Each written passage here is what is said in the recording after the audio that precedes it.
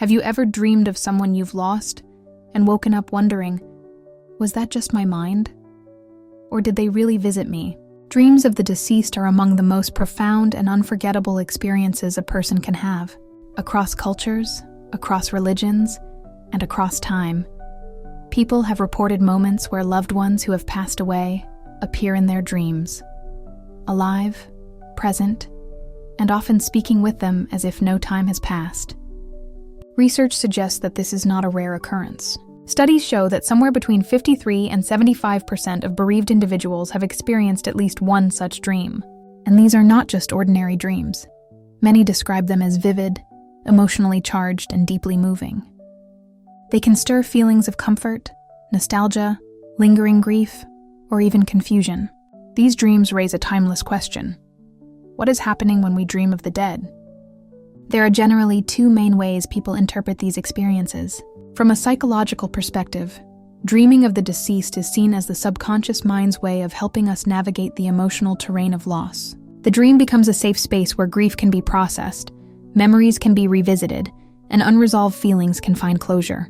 In this view, the dream is less about the departed person and more about the living dreamer, how the mind works to heal itself in the wake of loss. But from a spiritual perspective, these dreams are much more than inner processing. They are seen as visitations, moments when the veil between worlds thins and the departed soul reaches out. Many who hold this view describe these dreams as so vivid, so unlike ordinary dreams, that they believe them to be genuine encounters. Comfort, guidance, reassurance, even messages of peace. These are the gifts people often report receiving through these experiences. It's not about deciding which perspective is correct. Instead, it's about honoring both possibilities and exploring what they offer. We'll look at insights from psychology, cultural anthropology, and spiritual traditions, weaving them together to form a more complete understanding. Because ultimately, the deepest meaning of these dreams is the one you assign. Whether they are messages from beyond or mirrors of the mind's inner work, they remain powerful encounters, moments where love continues its conversation, even beyond the boundary of life and death. From the standpoint of psychology, dreams of the deceased are not just random flickers of memory, but an integral part of how the human mind copes with grief. When we sleep, the brain enters a unique state, a kind of crucible where unspoken emotions, hidden fears, and unresolved memories can surface in symbolic form. It is here, in the dream state, that the mind dares to confront what might feel unbearable in waking life. In this view, grief dreams are not interruptions from beyond, but the psyche's natural way of healing itself. They create a safe space, a symbolic arena, where the deepest sorrows can be expressed and worked through. This therapeutic function of dreaming has long been recognized. Sigmund Freud, the father of psychoanalysis, argued that dreams reveal the hidden desires of the unconscious. His successor, Carl Jung, expanded this idea, suggesting that dreams speak in symbols, and that by interpreting them, we uncover wisdom and guidance for our waking lives. When applied to bereavement, these theories suggest that the deceased person appearing in a dream is not necessarily their spirit reaching out, but rather a powerful archetype, a symbolic image of the dreamer's own inner world. Modern psychology has built on these ideas with structured frameworks for grief. One particularly useful model is J. William Worden's 4 tasks of mourning. Each stage of grief, according to his theory, often corresponds with a distinct type of dream content. Task 1. Accepting the reality of the loss. Early on, the loss doesn't feel real. Dreams during this stage often depict the deceased as alive, as if nothing has happened, or even alive again because the death was a mistake or a joke. This symbolizes the mind's struggle to fully accept the finality of death. Task 2. Processing the pain of grief. As denial gives way to sorrow, the dreams can turn darker. Conflict, anger, or tension may arise. The deceased may appear upset or critical, but psychologists remind us this is not the spirit lashing out. It is the dreamer projecting unresolved guilt, regret, or anger, an internal storm given form in the dream. Task 3. Adjusting to a world without the deceased. With time, the dreamer begins adapting to life without their loved one. Dreams here may show the deceased at a distance, engaged in daily activities, no longer at the center of the dreamer's life. This emotional separation reflects the gradual adjustment to their absence. Task 4. emotionally relocating the deceased and moving on. Finally, dreams often transform into what psychologists call advice, comfort, or gift dreams. The loved one may offer reassurance. I'm at peace. It's okay to move forward. Sometimes they give a symbolic gift. These dreams are signs that the dreamer is ready to carry the memory of their loved one within, while continuing to live fully. This psychological lens highlights something profound. Even painful or unsettling dreams of the deceased serve a purpose. When a loved one appears angry or distant in a dream, it is not a curse or punishment. It is the mind's way of projecting inner conflict onto a familiar face, creating a safe container to confront unresolved emotions. In this way, dreams become a hidden therapy.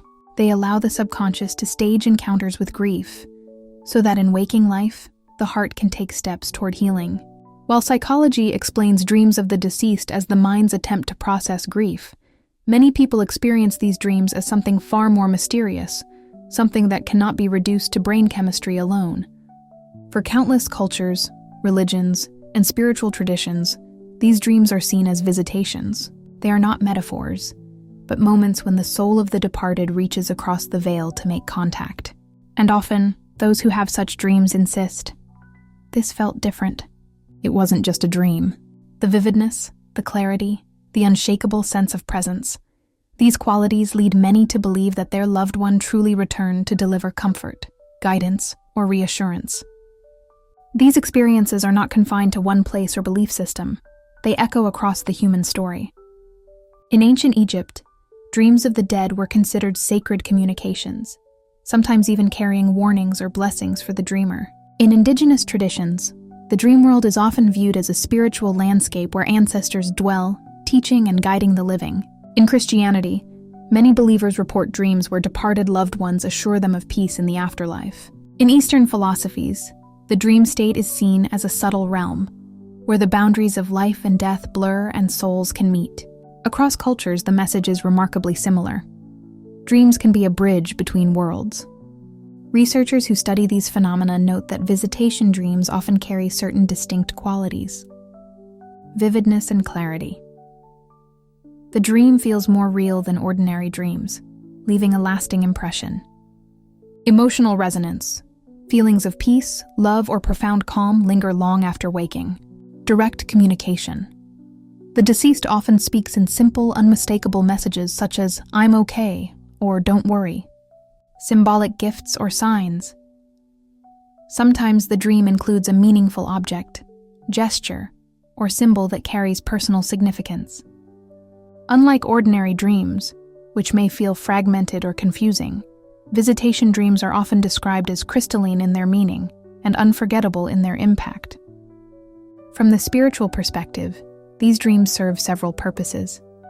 To comfort the grieving, reassuring them that their loved one is safe. To offer guidance, sometimes pointing the dreamer toward healing or life decisions. To affirm the continuity of the soul, dissolving the finality of death with the presence of love that endures. Many who awaken from such dreams describe them as turning points, moments that shifted their grief into peace, or their fear of death into faith in something beyond. The spiritual interpretation does not ask us to analyze or decode, but to receive. It invites us to imagine that when we dream of the dead, we are not only touching memory, but touching eternity. Whether we accept this view depends on our beliefs, but for those who have experienced it, the feeling is undeniable. The dream was not about loss, but about love, a love that continues to speak across the threshold of life and death. Dreams of deceased loved ones are among the most profound and unforgettable experiences we can have. Dreams serve as a bridge across the veil. They comfort the grieving, offer guidance, and affirm that love transcends death.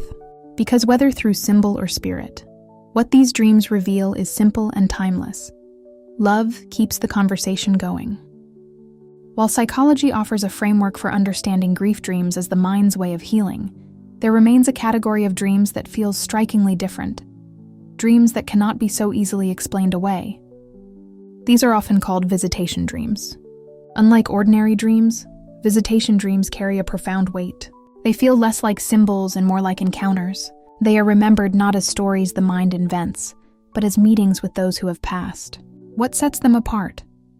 Many people describe 4 consistent features. Hyperrealism.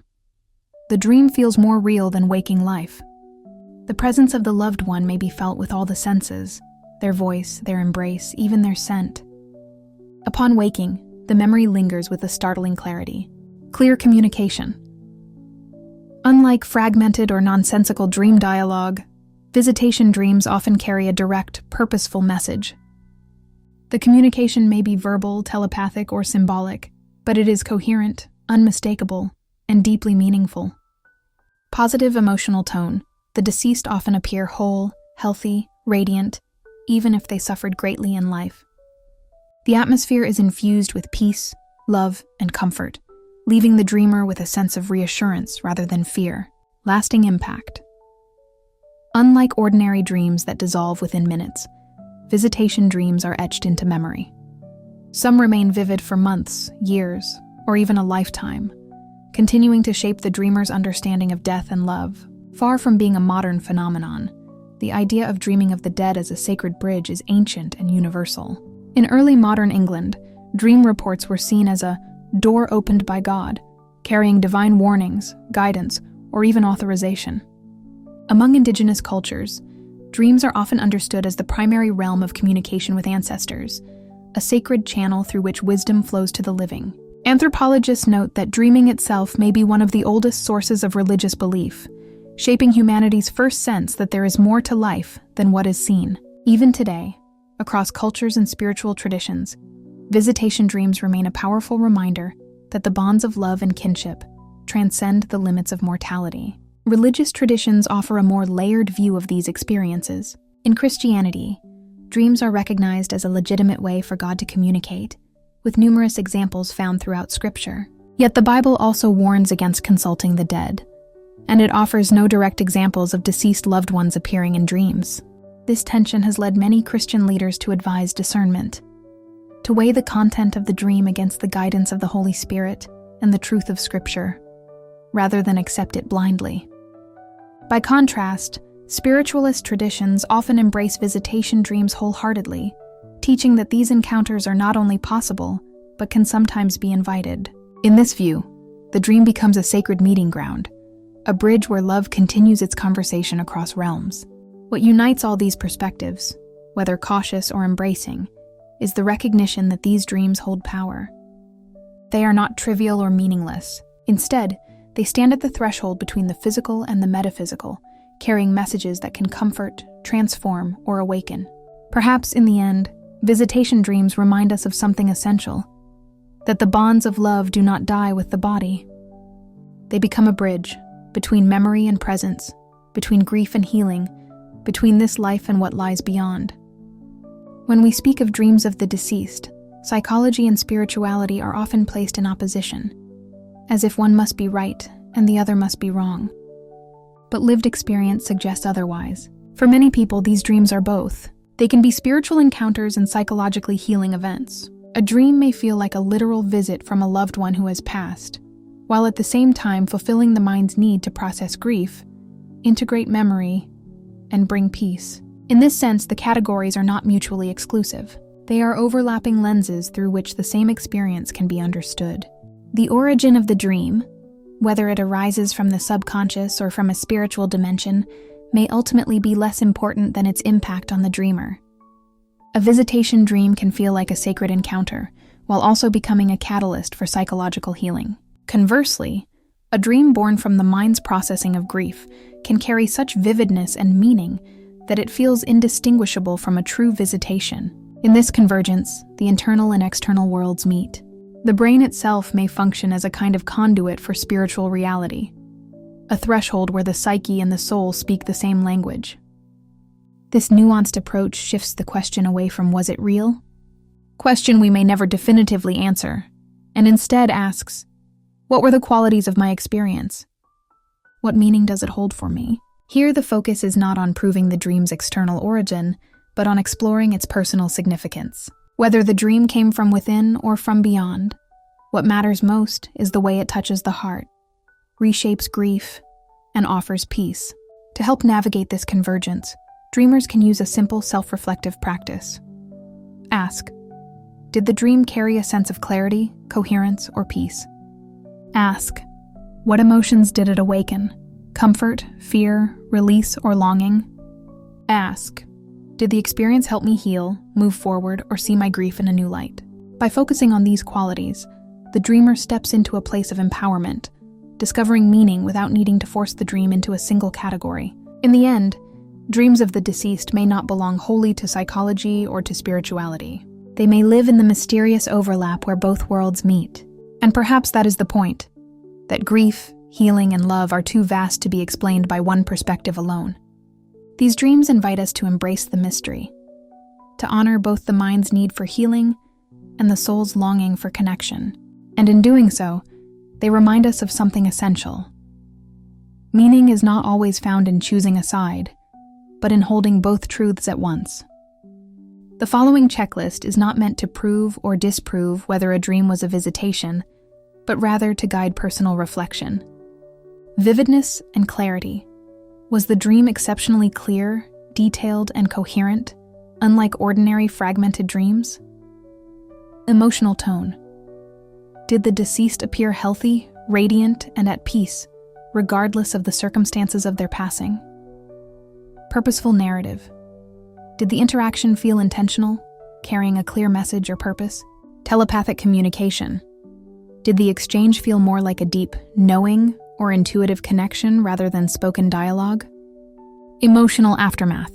Did you wake with comfort, peace, or love instead of confusion or sadness? Lasting memory. Has the dream stayed with you vividly long after waking? This checklist shifts the focus away from the unresolvable question, was it real? To a more meaningful inquiry. What qualities did my experience hold, and what might they mean for me? One of the most powerful tools in exploring dreams is keeping a dream journal. This practice involves recording not just the story of the dream, but also the emotional atmosphere, physical sensations, and immediate thoughts upon waking. Over time, this written record becomes a mirror of patterns, symbols, and deeper meanings that may otherwise fade. Prompts to guide this journaling practice include, how did this dream feel, and what emotions lingered after waking? What events or transitions in my waking life were unfolding at the time?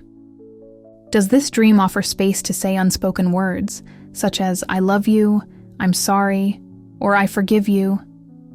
Which symbols or themes resonate most deeply, and how might they apply to my life now? Through such inquiry, dreams can serve as a sacred space for completion and continuation, allowing one to say a final goodbye, to honor the presence of the deceased, or to nurture an ongoing bond that supports healing and resilience. It's also important to acknowledge the limits of self-reflection. While dreams can be healing, they are not always easy to carry alone. A dream that feels oppressive, frightening, or emotionally overwhelming may indicate unresolved trauma or grief that requires professional guidance. Therapists, especially those grounded in Jungian or psychodynamic traditions, can use dream exploration as part of a healing process, helping individuals uncover meaning and integrate difficult emotions. Seeking such support is not a sign of weakness, but an act of empowerment and self-care. Ultimately, dreams of the deceased can be both a gift and a responsibility. They invite us into deeper self-reflection, connection, and healing. But they also remind us of the importance of discernment and support along the journey. Dreams of deceased loved ones remind us that the bonds of love and memory do not end with physical death. They transcend time, space, and even the boundaries between worlds. From a psychological perspective, these dreams can serve as a crucible for transformation, helping us process grief, reconcile unresolved emotions, and begin writing a new life narrative. From a spiritual perspective, they are often seen as sacred encounters, a bridge between dimensions that offers reassurance, healing, and the comforting sense that our loved ones remain at peace and close to us. Yet perhaps the true significance lies not in proving their origin, but in recognizing their impact. The peace, love, and closure they bring is a profound gift, an invitation to embrace healing and to honor the continuing presence of those we love. By approaching these dreams with openness, curiosity, and compassion, we discover their deeper purpose, not only as echoes of the past, but as living reminders that even in loss, love endures. Our loved ones continue to walk with us, not in the flesh, but within the sacred labyrinth of memory, guiding, comforting, and reminding us that connection is eternal. If you made it this far, thanks for watching. Please drop a comment regarding any of your visitation dreams, or just simply comment, "I love dreaming." Until next time, Universal Consciousness signing out.